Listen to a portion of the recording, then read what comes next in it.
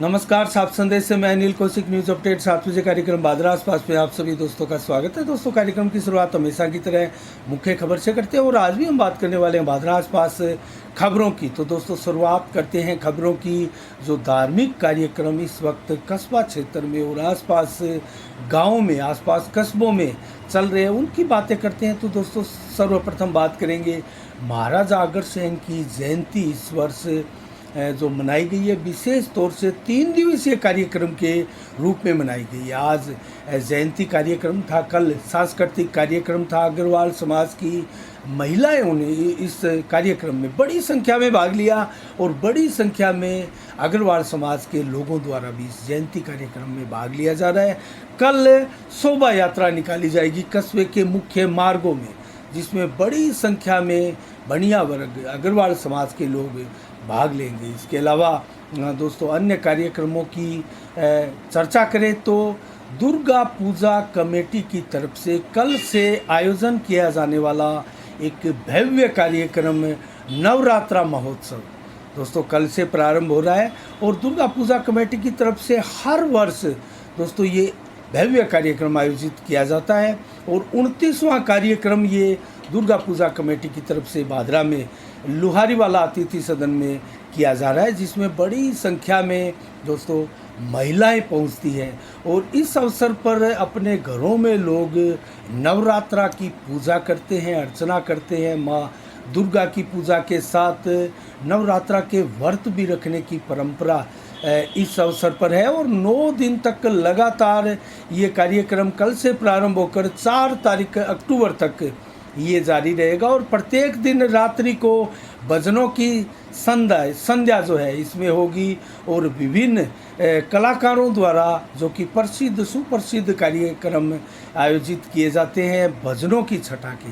तो इस कार्यक्रम में बड़ी संख्या में भीड़ भी उमड़ती है। इसके अलावा दोस्तों, अन्य कार्यक्रमों का जिक्र करें तो रामलीलाओं में इस वक्त बड़ी संख्या में भीड़ उमड़ने लगी है, जिसका रीज़न है कल रामलीला समिति में तीसरा दिन था और तीसरे दिन ताड़का का वध जो दिखाया जाता है उसमें ज़बरदस्त भीड़, बेकाबू भीड़ उमड़ती है। और दोस्तों, ताड़का विभिन्न भूतों के साथ अपने कर्तव्य करते हुए, अपना जोहर दिखाते हुए श्री राम और लक्ष्मण जी के साथ उनका युद्ध होता है और भगवान श्री रामचंद्र जी के द्वारा ताड़का का वध किया जाता है और ये भयंकर युद्ध होता है और इसमें भूतों का माया जाल दिखाया जाता है। और यही एक कार्यक्रम आज आदर्श रामलीला कमेटी हाथीपुरावास में भी आयोजित किए जाने वाला है और इसमें विशेष कलाकारों का योगदान रहता है। दोस्तों, बाहर से आए हुए कुछ कलाकारों द्वारा ये सीन, ये दृश्य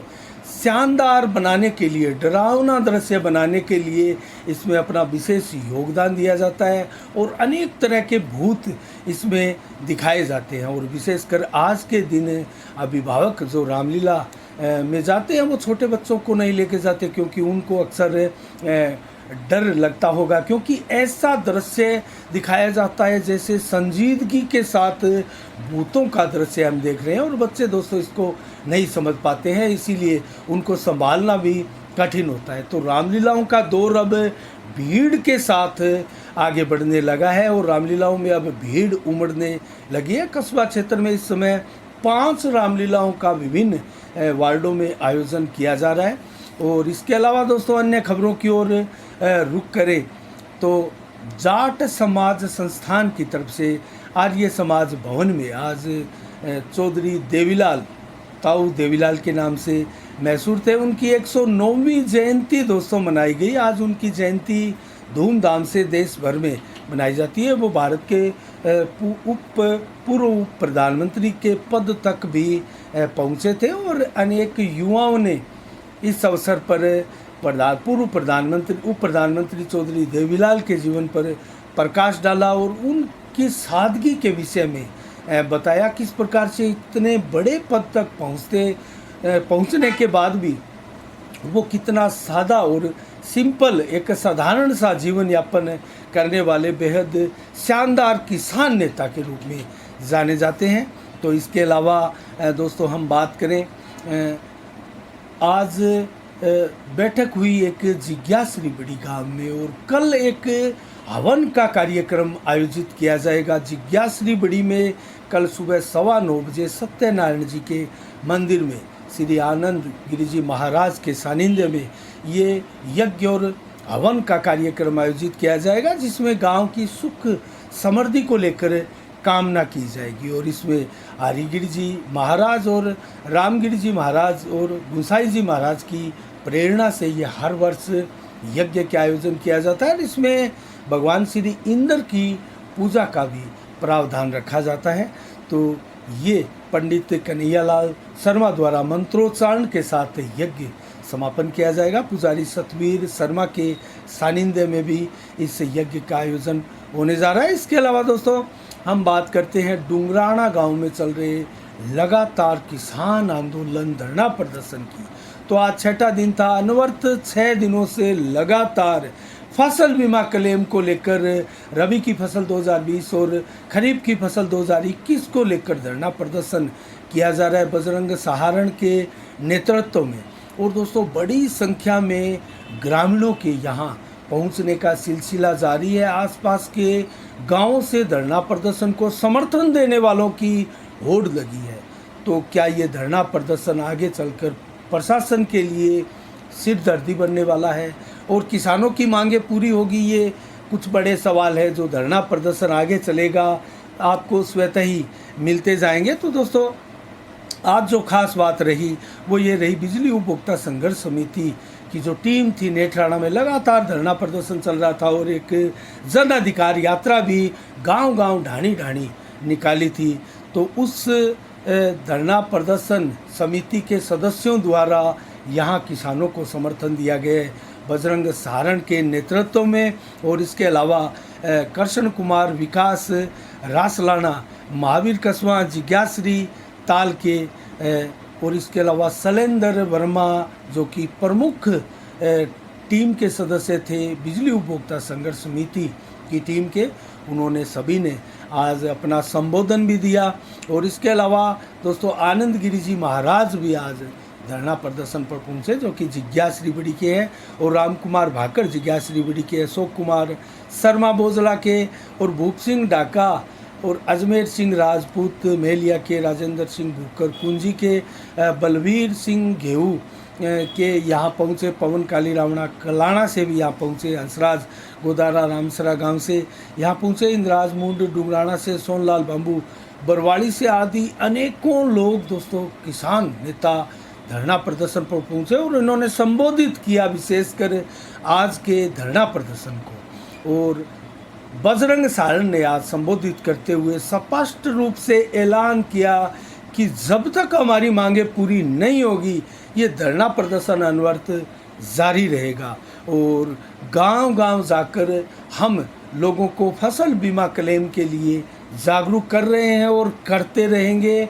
और जिन लोगों के बीमा क्लेम को अब तक रोका गया है, इन बीमा कंपनियों द्वारा, सरकार द्वारा कोई कार्रवाई नहीं की जा रही है, उसको लेकर लगातार जागरूकता के साथ धरना प्रदर्शन के कार्यक्रम भी लगातार जारी रहेंगे। तो इसके अलावा हम बात करें दोस्तों, भादरा में 29 सितंबर को इसी माह एसएफआई का तहसील सम्मेलन भी होने जा रहा है, जिसमें आर्य समाज भवन में ये कार्यक्रम आयोजित होगा प्रातः 10 बजे, और जिसमें बलवान पूनिया विधायक स्वयं मौजूद रहेंगे। अनेकों यहाँ अतिथि और कार्यकर्ता एसएफआई के रहेंगे और विचार किया जाएगा तहसील कार्यकारिणी के बारे में, किस प्रकार संगठन की गतिविधियों को आगे बढ़ाया जाए, इसको लेकर भी विचार विमर्श किया जाएगा।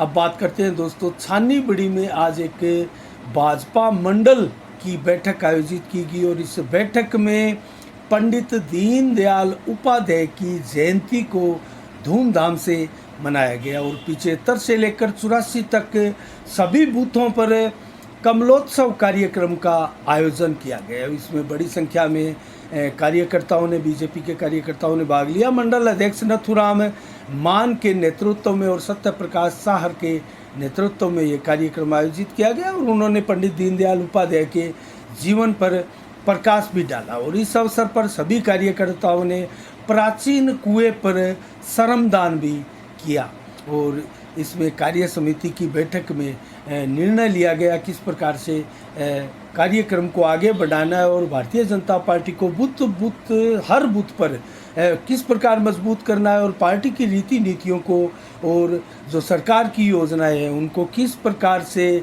जो है लोगों को बताना है। इस कार्यक्रम में दोस्तों बड़ी संख्या में कार्यकर्ता शामिल रहे, जिसमें मैं आपको बताऊं तो कुलदीप खोड़, राजपाल मोटसरा, पूनम चंद, धर्मपाल मेला, सुभाष सुथार, संयोजक दिलावर वर्मा, सह संयोजक रघुवीर नैन के अलावा अशोक जानी, रवि खोड़, बलवीर झुरिया, योगेश चौहान आदि अनेकों कार्यकर्ता इसमें शामिल रहे। इसके अलावा दोस्तों हमने आज एक कवरेज की थी भादरा की नारायण धाम गौशाला की भी, और लंपी बीमारी से ग्रसित गायों को हम देखने के लिए, उनका हाल देखने के लिए और यहाँ कैसी है व्यवस्था देखने के लिए पहुँचे थे।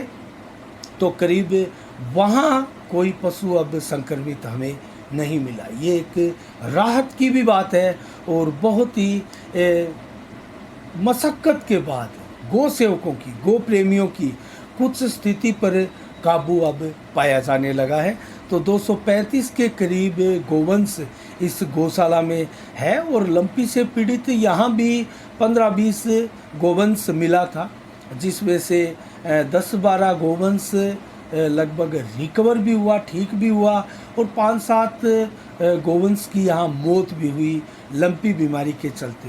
तो आज स्वर्गीय प्रहलाद राय बंसल छानी बड़ी की समर्थी में दोस्तों उनके पुत्रों द्वारा 21,000 रुपये का दान दिया गया गौशाला को, नारायण धाम गौशाला को। राजकुमार बंसल परिवार यहाँ उपस्थित रहा और उनके द्वारा ये परिवार का जो भेंट थी वो गौशाला के संचालक को दी गई। इस अवसर पर हमने दोस्तों यहाँ कवरेज करके पूरी गायों का हाल भी जाना और किस प्रकार से गौशाला की व्यवस्थाओं को संचालित किया जा रहा है ये भी विस्तार से हमने दिखाया। इसके अलावा दोस्तों हम बात करते हैं अन्य खबरों की ओर।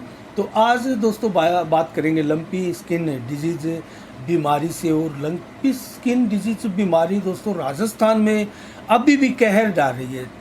कुछ क्षेत्रों में ज़रूर ये बीमारी जो है कंट्रोल में है और इसको गो प्रेमियों की, गो रक्षकों की एक प्रकार से बहुत शानदार मुहिम के द्वारा ही और शानदार दवा और उनका उपचार करने और उनको अलग से विशेष रूप से रखकर उनका केयर करने के चलते दोस्तों कहीं ना कहीं स्थिति में सुधार हुआ है। तो अब गायों की बात करें तो दोस्तों अब समय आ गया है कि गाय को हमारे भारत में दोस्तों राष्ट्रीय पशु घोषित करना होगा, अन्यथा गाय के ऊपर इस प्रकार से जो संकट आते हैं तो ना तो किसी राज्य सरकार द्वारा इसको आपदा महामारी घोषित किया जाता है और केंद्र सरकार ये कहकर पल्ला झाड़ लेता है कि पूरे भारत में इस बीमारी की जो भयावहता है वो कम है।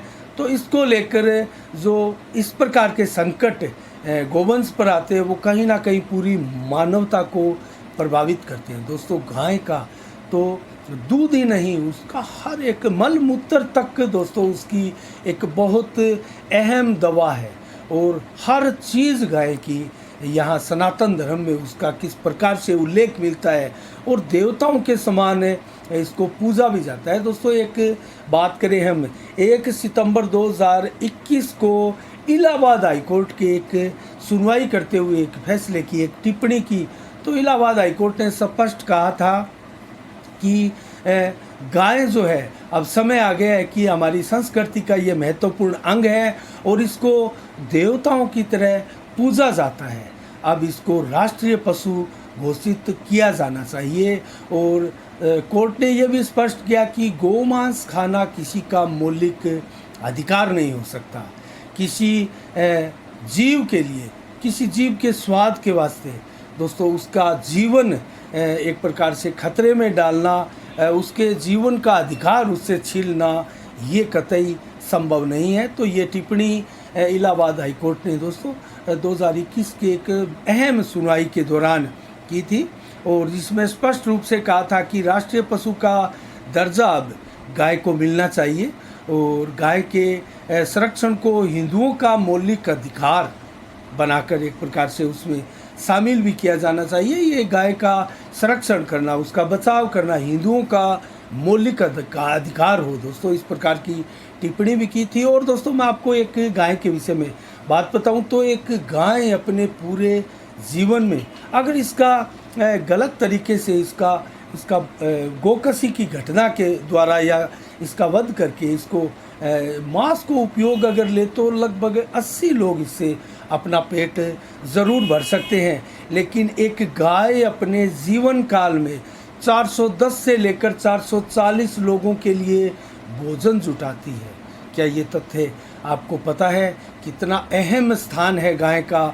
और दोस्तों महाराजा रणजीत सिंह ने गो हत्या पर मृत्यु दंड का आदेश दिया था। हमारे भारतीय संविधान में, हमारे पुराणों में, हमारी कथाओं में दोस्तों इसका उल्लेख जो है वो स्पष्ट रूप से मिलता है। और कई हिंदू व मुस्लिम राजाओं ने भी दोस्तों गो हत्या पर रोक भी लगाई थी और उसका संरक्षण करने के लिए कई कारगर उपाय भी किए थे। रस खान दोस्तों बेहतरीन कवि रहे हैं भारत के। उन्होंने कहा था कि मुझे अगर जन्म मिले तो नंद गायों के बीच में मिले। कितनी एक शानदार बात उन्होंने कही थी। और गाय की चर्बी को लेकर दोस्तों मंगल पांडे ने जो क्रांति की थी 1857 की क्रांति, आपने इतिहास पढ़ा होगा, वो हमारे भारत की एक बहुत ही बेहतरीन क्रांतियों में से एक मानी जाती है।